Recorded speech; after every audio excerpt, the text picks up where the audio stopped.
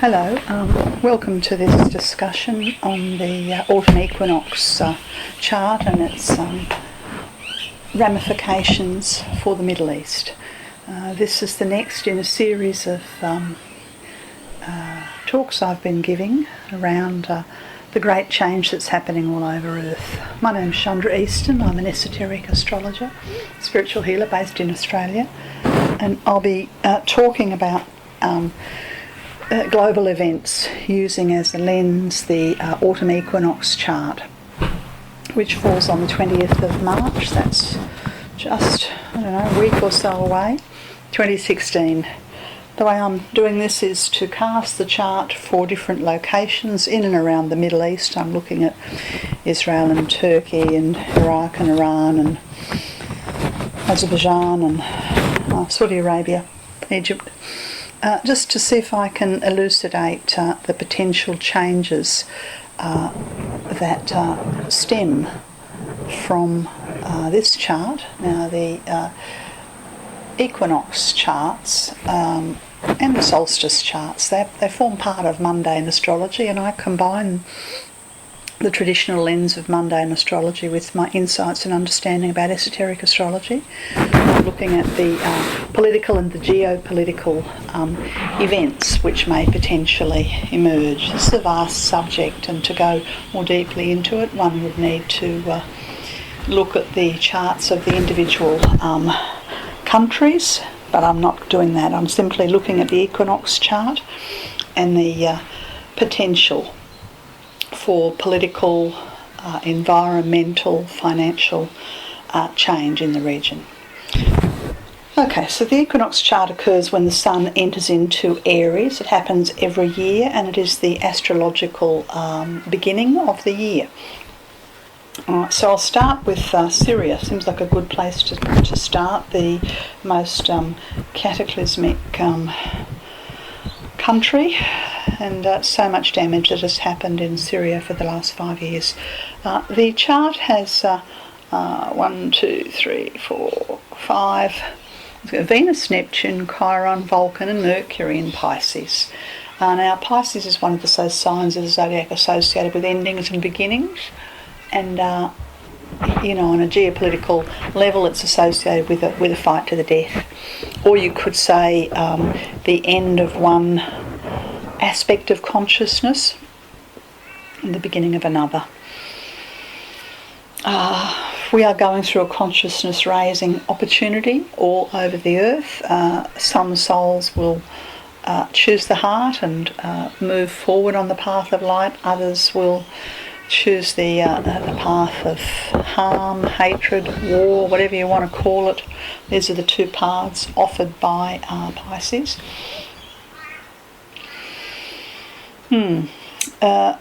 Okay.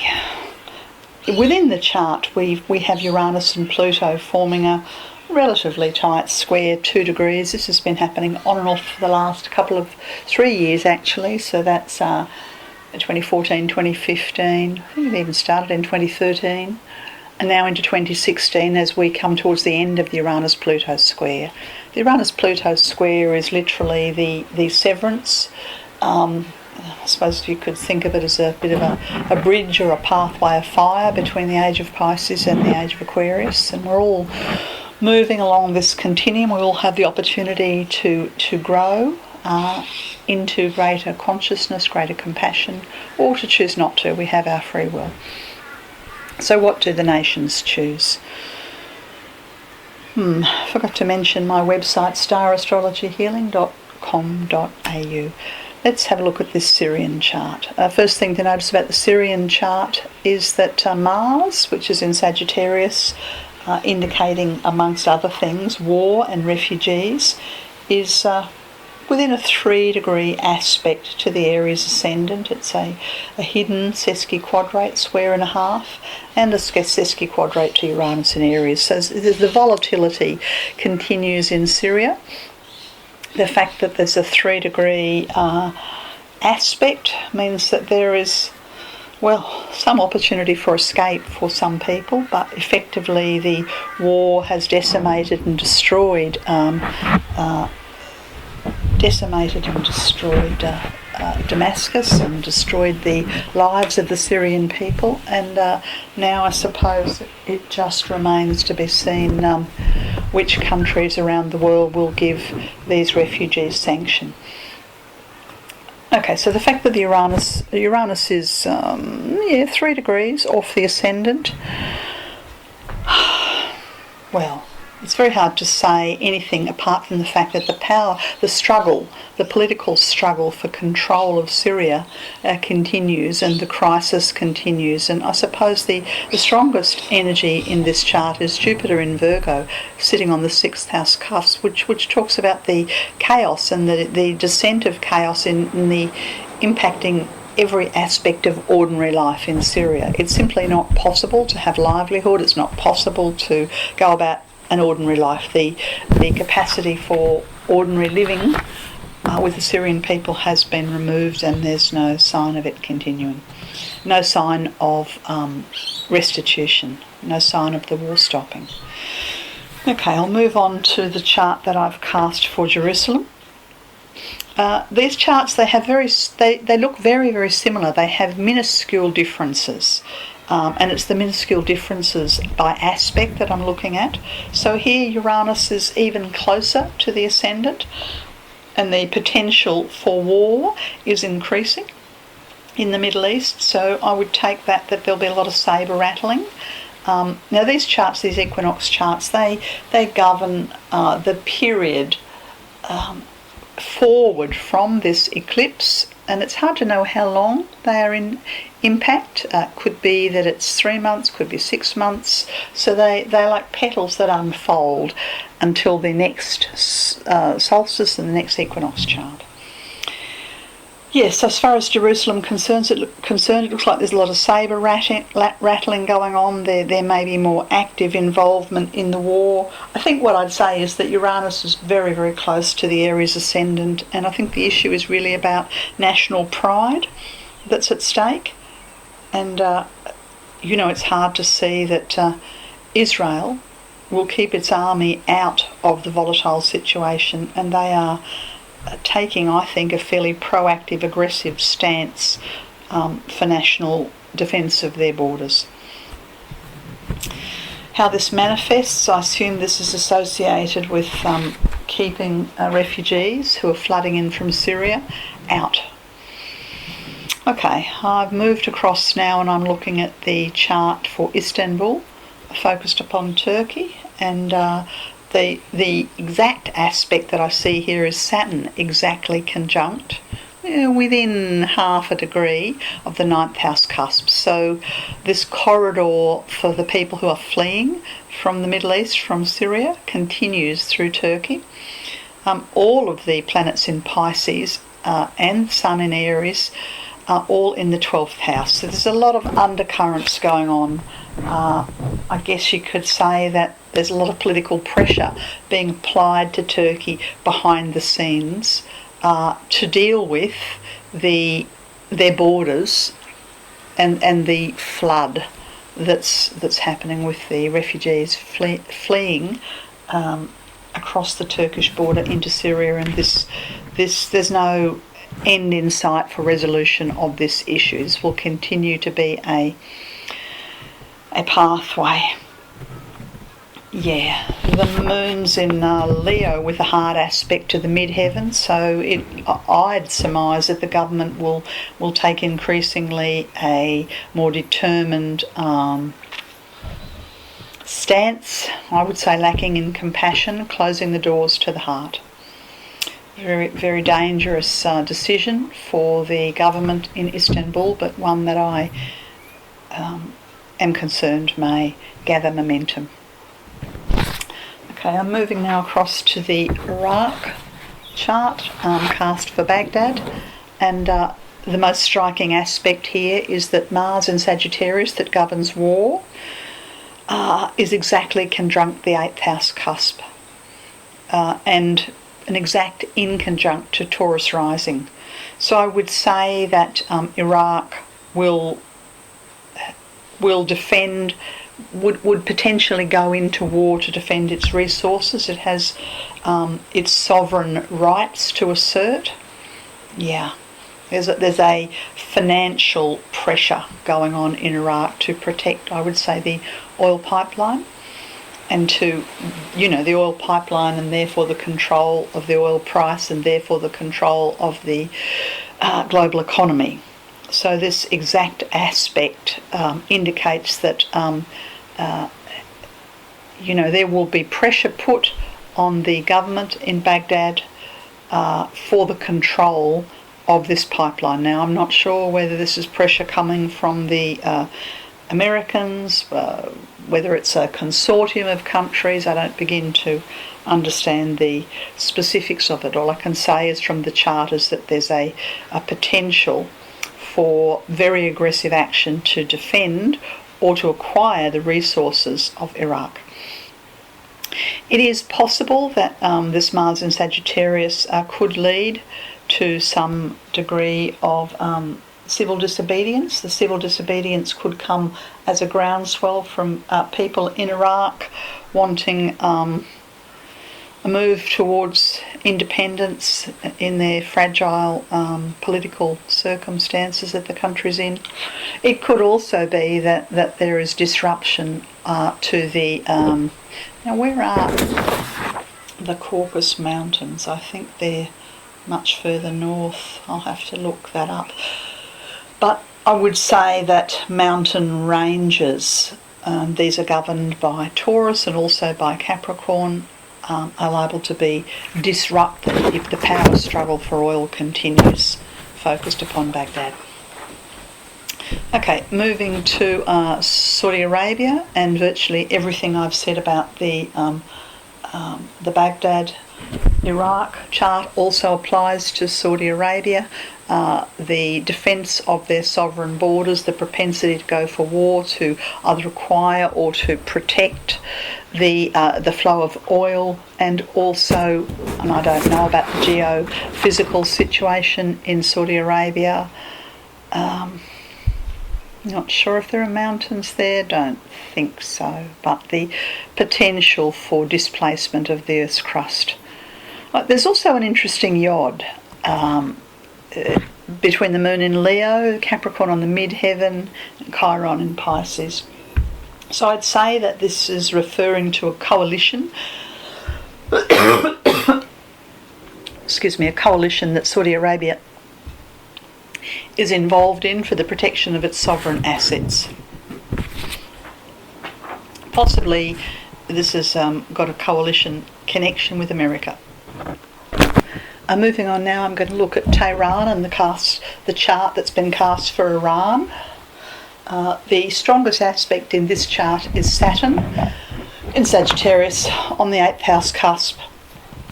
So I would imagine that this refers to the refugee crisis moving through Iran, and yet despite that there's a very strong, stable Earth Grand Trine. Hard to imagine that there would be any significant challenge to the government that's currently has a fairly repressive approach and repressive history associated with its citizens. I'd imagine that government will stay in place. Interestingly, the ascendant is the 15th degree of Taurus, and therefore the descendant is the 15th degree of Scorpio. Esoterically, this is the degree associated with hatred and great harm.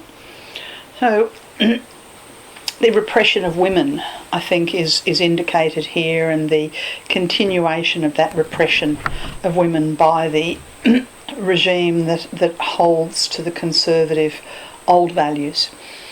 I think that there will be refugees fleeing through Iran. Iran may be called upon by its allies if the polarisation of the control of the oil moves to the next level. Yeah, but sort of like Iran's in the background. They are a background player, and hard to see any progress there. I'm looking now at the chart for Baku, which is the capital of Azerbaijan. And in this chart, the Saturn in Sagittarius is prominent, and so therefore the displacement of daily living and refugees and the suffering of people seeking ordinary life, I think, is very strong in this chart. Very, very similar to the Iranian chart, except I suppose you'd say that Azerbaijan's the repressive issues that come up with the middle degrees of Scorpio, I'm not sure how they manifest. I don't understand the geopolitical situation enough to know whether Russia has power in Azerbaijan. It is possible that there could be power asserted obliquely into this country. Yes, the last chart that I'm looking at here is Georgia. Now, Georgia's interesting. Pluto sits very close, within 2 degrees of the midheaven. Excuse me. And generally when Pluto sits that close to the midheaven, there's a destruction of the government or a coup or a takeover. And again, I can't help but think that this is to do with oil, and this is to do with resources, and this is to do with the free access for the pipelines, the war over the pipelines. That Georgia's a little tiny country between the Black Sea and between the Caspian, and it's very vital in terms of the transportation of oil in the region. And there's a war to control the country and therefore control the arterial pathways for the flow of oil. Yes, I think there'd be a lot of pressure put on this very small country. That it's as if there's a puppet government running Georgia. That's the way I'd look at it. And I suppose if they didn't comply, then they would become victims of the war.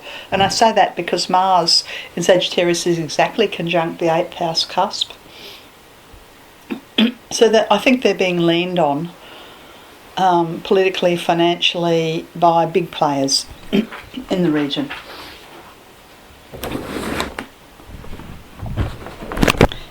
There's another way of looking at the charts where I take the chart and wrap it around the planet. It's called astrocartography. Just to have a look at where the lines run through the region of the Middle East.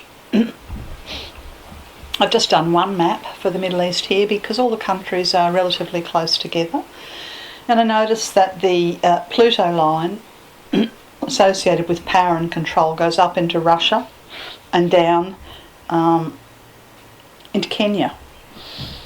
So you could say that the control of the region goes far beyond the Middle East, and the exporting of war.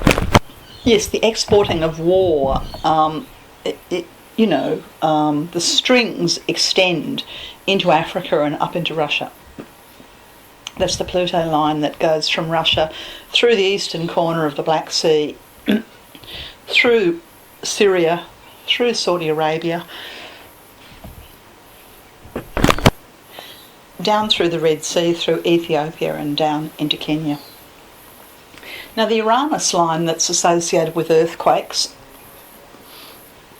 and civil change and civil upheaval, it flows in from, just trying to read the name of the country there above Romania,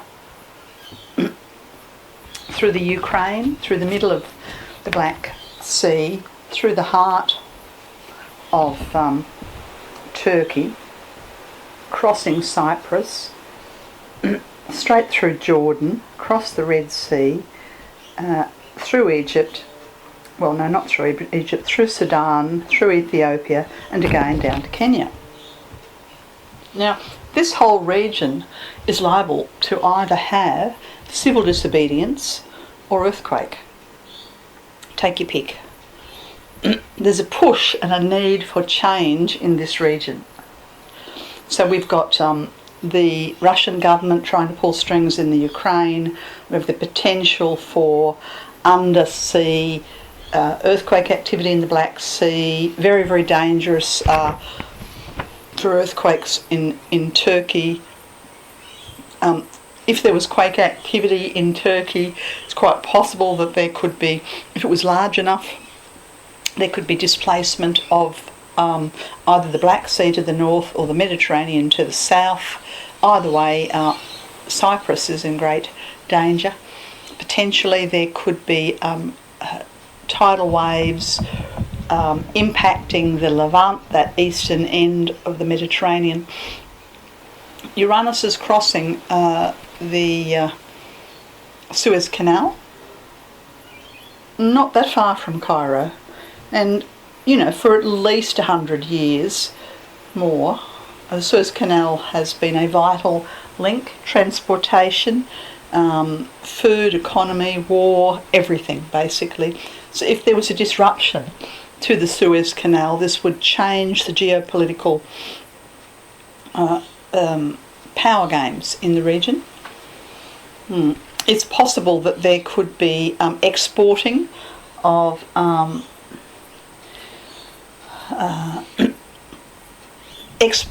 soldiers or war from Sudan, from Africa up into the region.